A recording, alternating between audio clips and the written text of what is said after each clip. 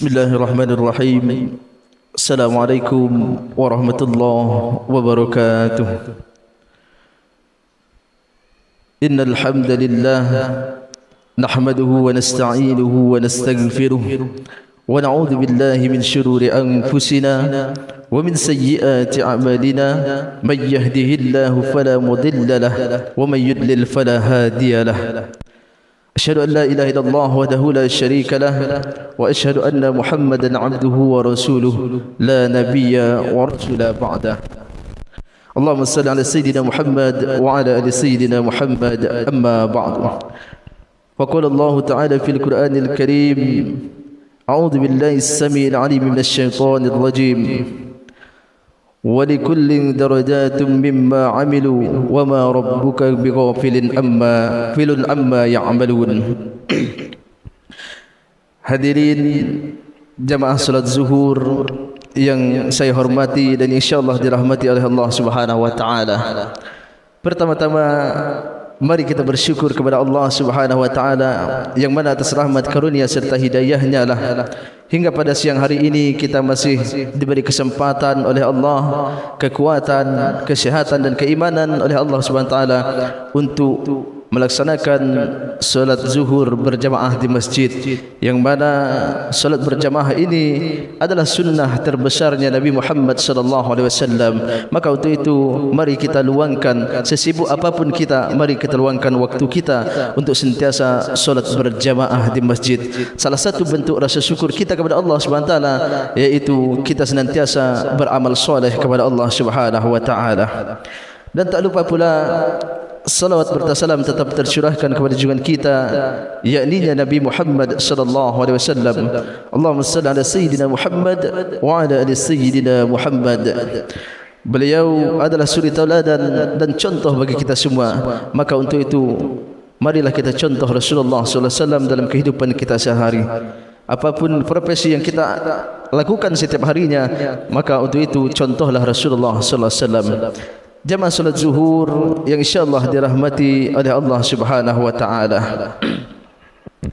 Kita tahu bahawa Allah Subhanahu wa taala mempunyai sifat yang maha adil. Karena itu tidak mungkin Allah menzalimi hambanya. Karena adilnya Allah, apapun yang dikerjakan oleh hambanya pasti Allah akan membalasnya dengan apa yang dikerjakan hambanya tersebut. Maka dalam Al-Quran surah Al-An'am ayat 132 Allah berfirman, "Walikullin darajatum mimma 'amilu," kata Allah, "Wama rabbuka bighafilun amma ya'malun." Dan masing-masing mereka, kata Allah, akan memperoleh derajat sesuai dengan apa yang dia kerjakan.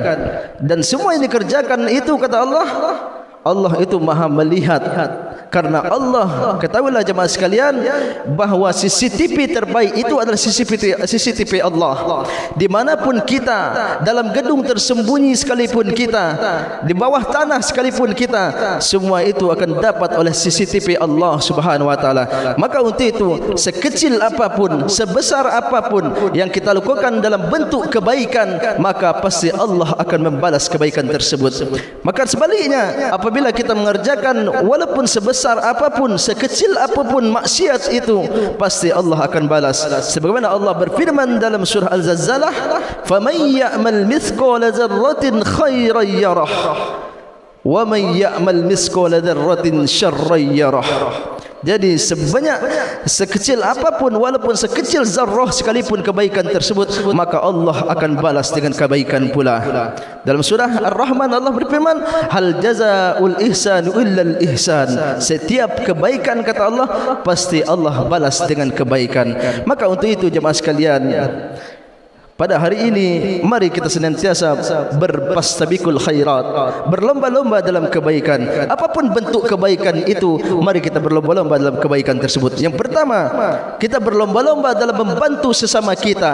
Kita lihat saudara kita yang membutuhkan uluran tangan kita, mari kita bantu.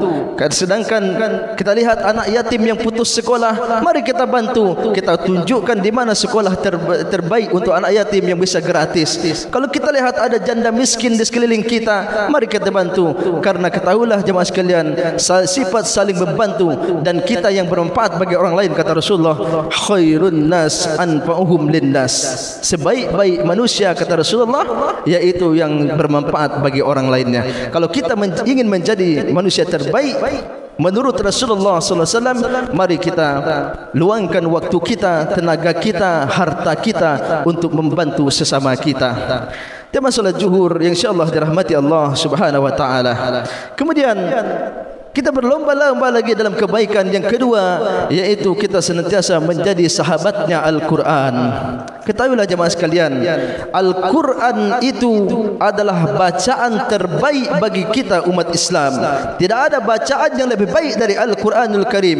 Bahkan pernah para ulama mengatakan, ketika kita ingin berbicara dengan Allah, maka berdoalah. Ketika kita ingin mendengarkan, ketika kita ingin Allah berbicara dengan kita, maka bacalah Al-Quranul Karim.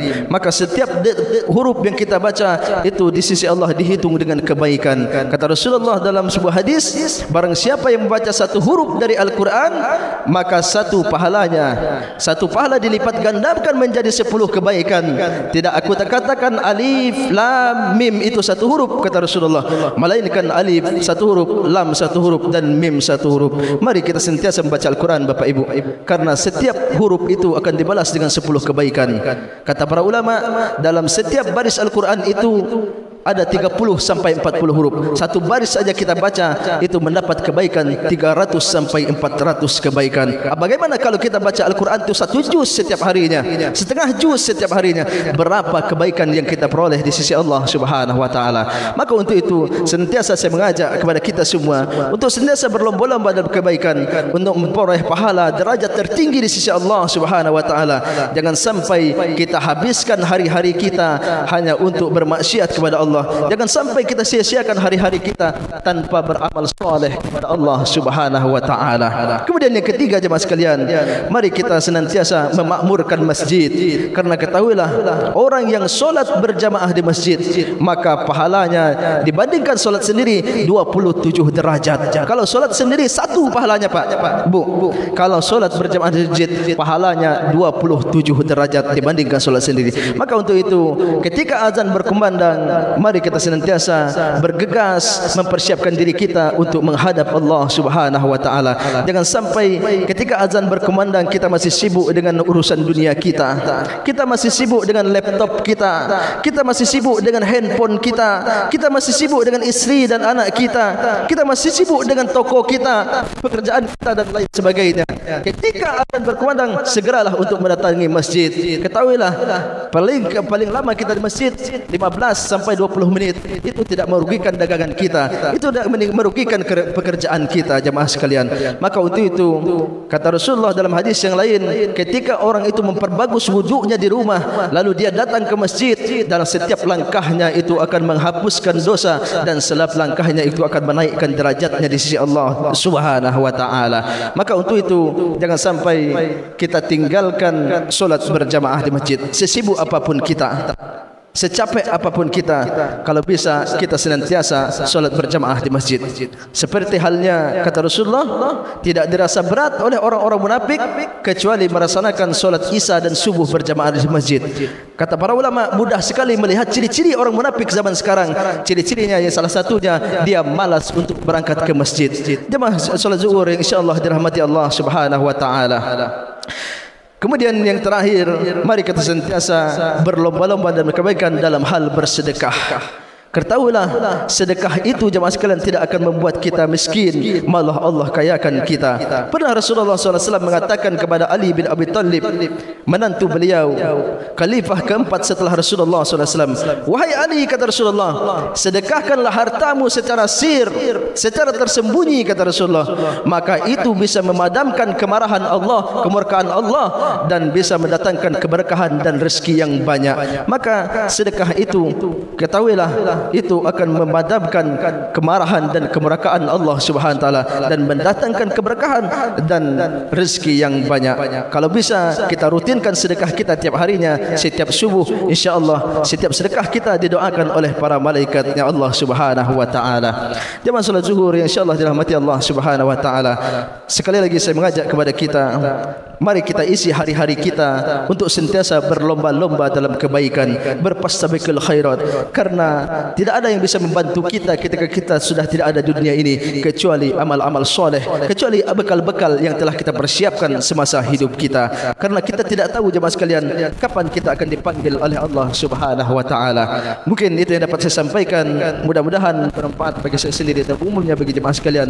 Amin ya rabbal alamin. Wabillahi taufiq wal hidayah. Assalamualaikum warahmatullahi wabarakatuh.